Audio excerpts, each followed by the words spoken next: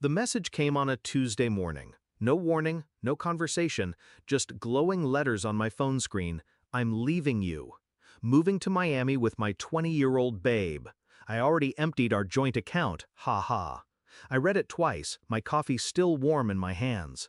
No panic, no tears, just silence, the kind that settles before a storm. I typed one reply, good luck, because luck was the only thing he had left. When I first met Mark, I mistook charm for love. He knew how to make promises sound like facts. He knew how to make me believe I was safe. We built a house, raised dreams, shared everything down to the last cent, or so I thought. Looking back, the signs were there. The gym sessions that stretched longer, the phone flipped face down, the sudden obsession with tanning. A man approaching 50 trying to rewind time with cologne and protein shakes. I noticed. I always noticed. But instead of confronting him, I started preparing. The first thing I did was visit the bank. Quietly, efficiently. Months before that text ever came, I had already separated my finances. Our joint account? A trap I left open for him. My real money sat untouched, in accounts he didn't even know existed. The second thing I did was visit a lawyer. Prenup, property deeds, retirement funds, all secured under my name. Mark loved to brag, but he never loved to read the fine print. And the third thing? My masterpiece. I moved the house into a trust, legally untouchable. By the time he ran off, everything he thought he owned had already slipped from his grasp.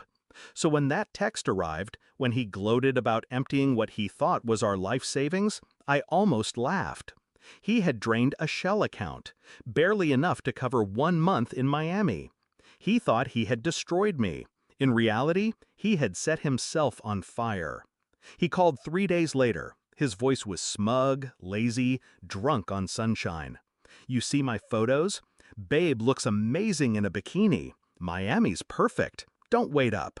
I let him talk, let him savor his fantasy. I said nothing about the letter already on its way. Certified mail, signed by my attorney. Divorce papers. Filed and finalized with evidence of infidelity stapled neatly inside. It didn't take long for the cracks to show. Miami is expensive. 20-year-olds are expensive. He thought I would beg him to come back, thought I would fall apart without his presence. Instead, I posted pictures. Me smiling, me traveling, me living. Not to show him I was thriving, he was blocked. But word travels. Mutual friends whispered, and every whisper found him. And then came the moment I had been waiting for. He showed up. 6 weeks later. Broke, sunburned, his babe nowhere in sight. He stood on my porch, the same porch I had signed into the trust, the one that no longer belonged to him.